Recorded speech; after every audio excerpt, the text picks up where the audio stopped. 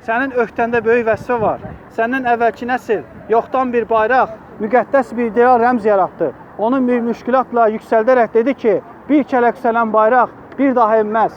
Əlbəttə ki, sən o ümidi qırmayacaqsan.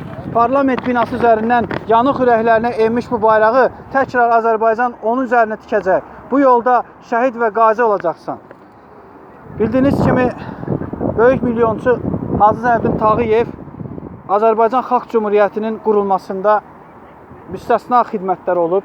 Bilirsiniz ki, onun tikdiyi, əsası qoyduğu Əlyazmalar İnstitutu deyilən Qızlar Məktəbində Azərbaycan Xalq Cumhuriyyətinin parlamentinin açılışı olub dekabr ayının 7-sində və biz də həmin Hacı Zeynəddin Tağıyevə hörmət əlaməti olaraq bir gün onun yaxın silahdaşı Məhəmməd Əmin Rəsulzadənin vəfatı gününün 67 il dönümünü qeyd elədik.